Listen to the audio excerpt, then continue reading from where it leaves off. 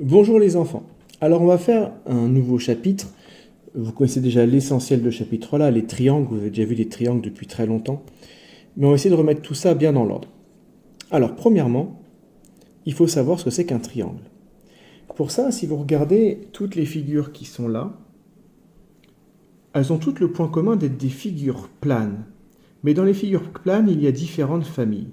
Il y a la famille des polygones notamment. Qu'est-ce qu'un polygone? Eh bien, je vais vous mettre en rouge. Celui-là est un polygone. Celui-là n'en est pas un, celui-là n'en est pas un.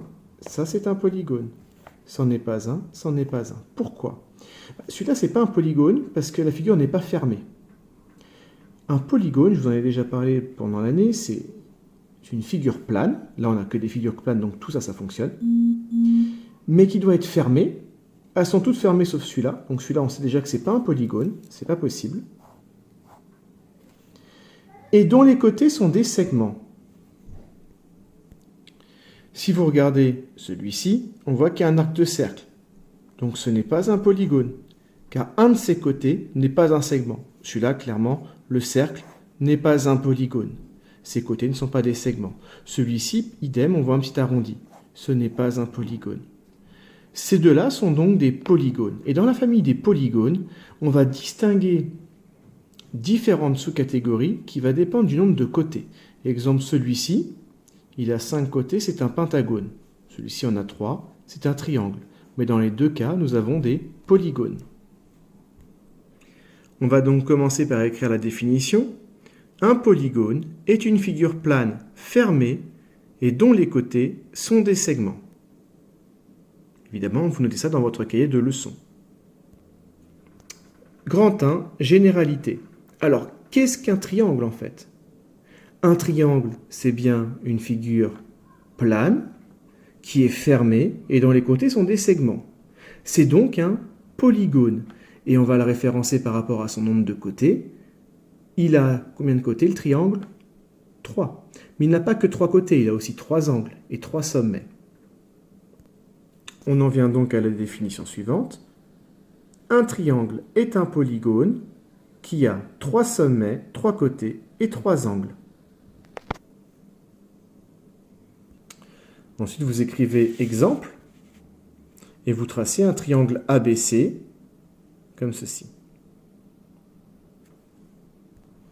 Et à côté, on va écrire le triangle ABC est composé de. De quoi est-il composé? Tout d'abord, il a 3 sommets. Est-ce que vous êtes capable de nommer ces sommets? Il y a le sommet A, le sommet B et le sommet C. Il a 3 sommets qui sont A, B et C. Ces sommets sont des points, donc on les note en lettres majuscules.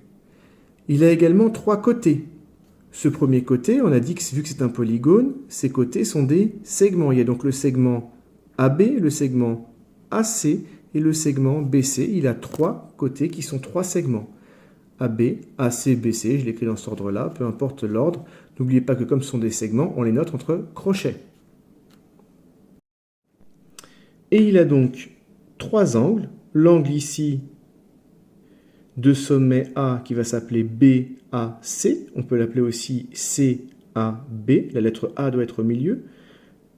Cet angle-là, qui va s'appeler ABC ou CBA, il faut que la lettre B soit au milieu. Et celui-là, qui va s'appeler ACB ou BCA.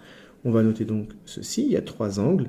ABC, BAC, ACB. On n'oublie pas de mettre le petit chapeau. Je rappelle que là, c'est le sommet B. C'est l'angle de sommet B. Là, c'est pour le sommet A. Là, c'est pour le sommet C.